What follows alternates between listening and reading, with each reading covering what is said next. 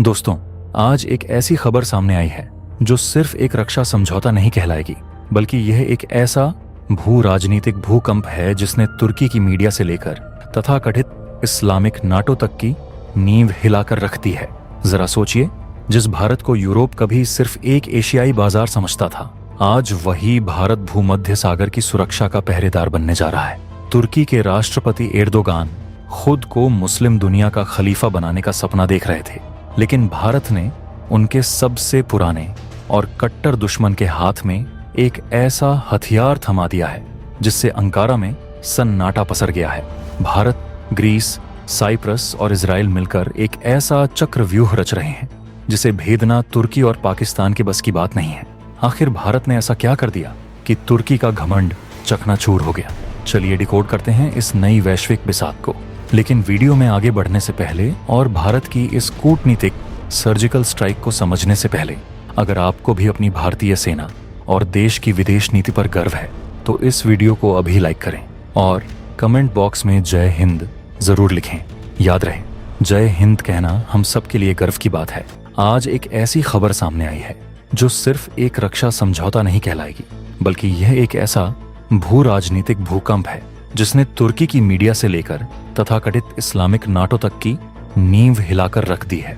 जरा सोचिए, जिस भारत को यूरोप कभी सिर्फ एक एशियाई बाजार समझता था, आज वही भारत भूमध्य सागर की सुरक्षा का पहरेदार बनने जा रहा है। तुर्की के राष्ट्रपति एर्दोगान खुद को मुस्लिम दुनिया का खलीफा बनाने का सपना देख रहे थे, लेकिन भारत ने उनके सबसे पुराने और कट्टर दुश्मन ग्रीस के हाथ में एक ऐसा हथियार थमा दिया है जिससे अंकारा में सन्नाटा पसर गया है।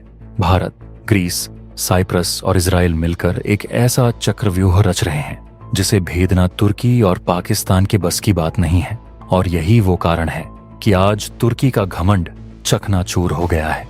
नई दिल्ली के मानेकशॉ सेंटर में भारत के रक्षा मंत्री राजनाथ सिंह और ग्रीस के रक्षा मंत्री निकोस डेंडियास के बीच हुई बैठक ने दुनिया के रक्षा गलियारों में हलचल मचा दी है, क्योंकि यहाँ दोनों देशों ने रक्षा औद्योगिक सहयोग को मजबूत करने के लिए एक संयुक्त मंशा घोषणा पत्र पर हस्ताक्षर किए हैं। लेकिन ध्यान दीजिए, यह कोई साधारण कागज का टुकड़ा नहीं है, बल्कि यह अगले 5 सालों के लिए भारत और ग्रीस की रक्षा साझेदारी का पूरा रोड मैप है। इस बैठक में साफ कहा गया कि दोनों देशों की साझेदारी शांति, स्थिरता और आपसी सम्मान पर टिकी है, लेकिन इसका असली और कड़वा संदेश सीधे तौर पर अंकारा यानी तुर्की को भेजा गया है, जो लगातार अपनी विस्तारवादी नीतियों से पड़ोसी देशों को परेशान करता रहा है। यह समझौता भारत की आत्मनिर्भर भारत नीति और ग्रीस के एजेंडा 2030 रक्षा सुधार योजना का एक बेहतरीन मिलन है, जहां दोनों देशों की जरूरतें एक दूसरे को पूरा करती हैं। ग्रीस अपनी सेनाओं का तेजी से आधुनिकीकरण करना चाहता है ताकि वह तुर्की की धमकियों का जवाब दे सके, और भारत अपने स्वदेशी हथियारों को वैश्विक मंच पर स्थापित करना चाहता है।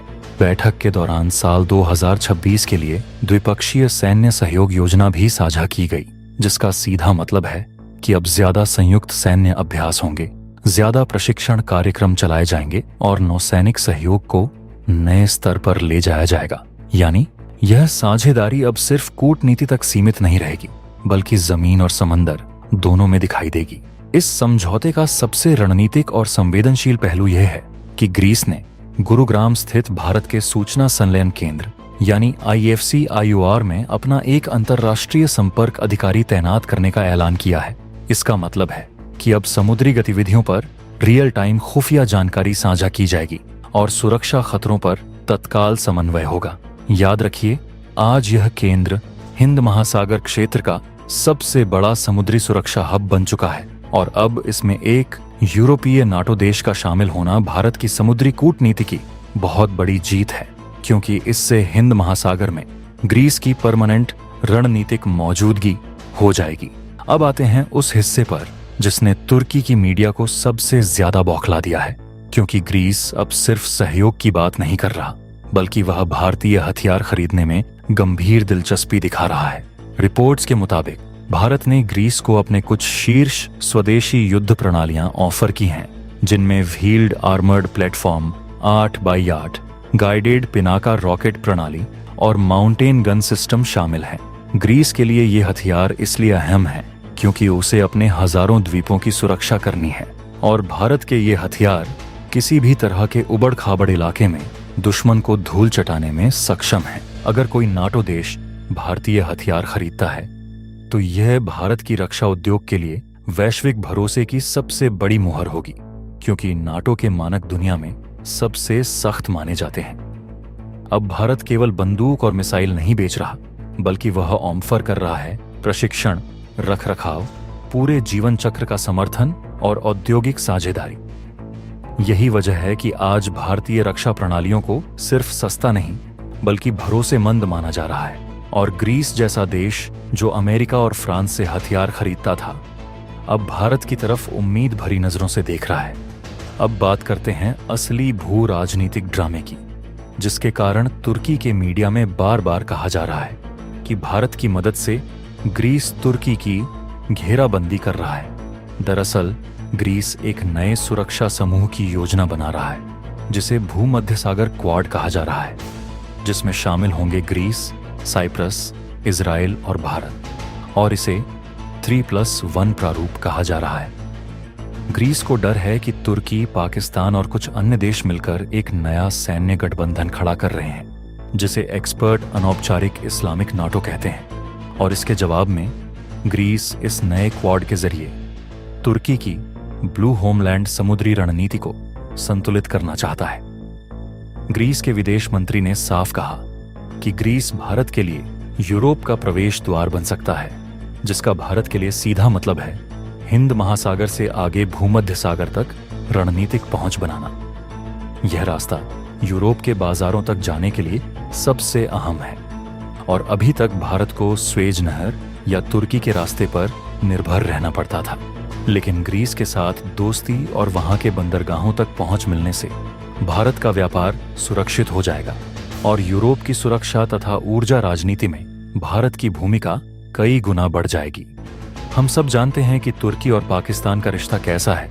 वे मिलकर कश्मीर मुद्दे पर भारत के खिलाफ जहर उगलते रहते हैं और पाकिस्तान को हथियार सप्लाई करते हैं। लेकिन भारत ने ग्रीस के साथ हाथ मिलाकर तुर्की की उसी दुखती रग पर हाथ रख दिया है, क्योंकि ग्रीस और तुर्की के बीच सदियों पुरानी दुश्मनी है। भारत ने तुर्की को यह संदेश दे दिया है कि अगर तुम हमारे दुश्मन को हथियार दोगे तो हम तुम्हारे दुश्मन को इतना ताकतवर बना देंगे कि तुम अपनी ही सीमाओं में उलझ कर रह जाओगे। और यह ईंट का जवाब पत्थर से देने वाली कूटनीति है।